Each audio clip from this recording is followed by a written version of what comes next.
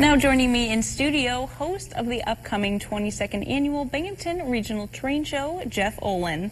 Hello, Jeff. How you doing? Hey, I'm doing really good. Really excited. Nice. Good to see you again. Yeah, good to see you. So this has been going on for 22 years. Tell me kind of the backstory, how you got into these, got them started. Well, Syracuse, Albany, Scranton always had big train shows, and Binghamton never had a train show. So we just decided, you know what, we're going to put a train show on, and it's been successful ever since we started. Okay. Did you work with trains before you started these too? We had a train shop out in Windsor, and that's since closed a couple of years ago. Yeah, and I had trains as a kid, and, you know, my brother had the O gauge, the big stuff, and I had the HO layout, and I grew up with it. Yeah, you know, I was just telling you, my grandparents have the trains around their Christmas trees around Christmas time, and I always love going to Wegmans and seeing that big one around there. Right. So you had a big show in November. Now tell me about what people can expect for this one. Well, new vendors. We have, I think, 6 new vendors. We have running layouts on the stage.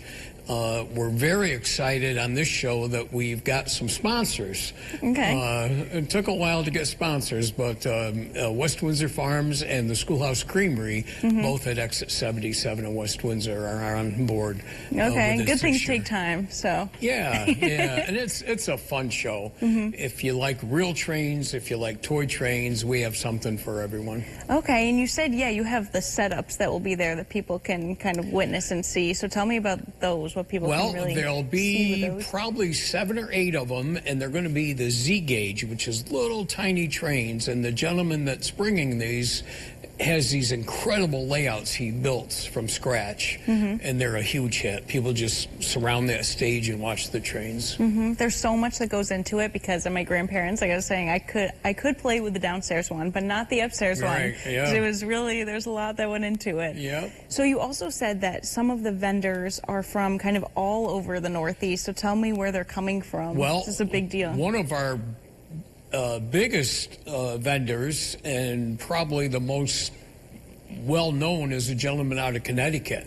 And then we have the Watertown Model Railroad Club coming down, and they'll be selling trains, along with vendors from Pennsylvania, New Jersey, upstate New York. Yeah, all over. We'll have 67 tables. All right. Trains. Wow, that's a lot. Is there any way, if people were interested in getting another table, or should they wait till your next show? Yeah, we're sold out. Okay. I could even get you in the bathroom right now. Okay. We're packed. Okay, no, that's a great thing, though. That's awesome. It is. Yeah, we've sold out every show, 22 shows. So. That's awesome. That's awesome. So tell me about, you brought some things for us here today. Tell me what you brought to show. Just to get an idea of what we have, the Williams is what's called an O gauge. The cat chow is HO, and the other one is a Lionel accessory. But we'll have all the gauges. So there's Z gauge, HO, O gauge, G gauge. We'll have European trains there if somebody's into the European stuff. Okay. You know, they'll find it all. And, you know, I'm not a big trainee, as you can say, I guess. So I don't know the worth of these. Like, have you seen some trains that are worth so much money? Because these are collectors, absolutely, right? Yeah, absolutely. I brought just modern, new stuff, but yeah, there's trains that you could put your kid through college with. Wow, that's crazy. Yeah, and it goes back over 100 years. Lionel is over 100 years old, and yeah, very collectible, and some of them are worth a ton of money. Yeah, I bet. Well, there's so many parts and things that go into them, like you kind of said, so it makes sense. They're almost like little cars on their own little racetrack. Right. But so tell me about, there's another vendor you're talking about, the lanterns. Right. Yeah, a local gentleman has an antique store, and he collects and sells railroad lanterns. And what a collection! And he'll have some on display, and he'll have some for sale. Okay. And I know those are worth a lot too. Yes, they are. And most of the time, if they're 100 years old, 150 years old, the glass is cracked or broke or missing, but his stuff is mint. I mean, really nice. Yeah, my stepmom has some around the house. She really likes them because they are a nice collector's item that a lot of people... come down to the show. Yeah, right. Maybe she'll find one. Maybe a little trade.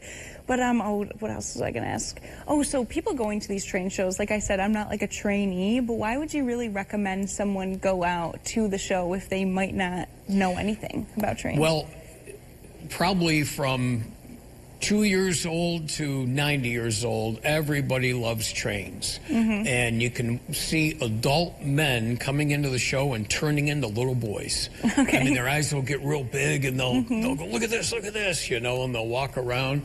But trains, really, toy trains makes everybody happy. You can just see it when they walk in the door to pay their admission. They'll be looking around and just seeing what's on the floor. Yeah, and, you know, I feel like these trains, like you said, they're collectors. There's a lot of history behind them. So how can this really be a history lesson for people, too, if they might be interested in this? I would say all of the vendors are extremely knowledgeable. So, like, say, for the lantern, you could ask him any questions. When did the Delaware and Hudson Railroad stop running in the Triple Cities? These guys know all of that. They'll know when the last train left Binghamton, which was the Phoebe Snow going to New Jersey. They will know all of that. And there's guys there with photographs and railroad books and they're a boatload of knowledge. I should say a boxcar of knowledge. Yeah, yeah, there you go.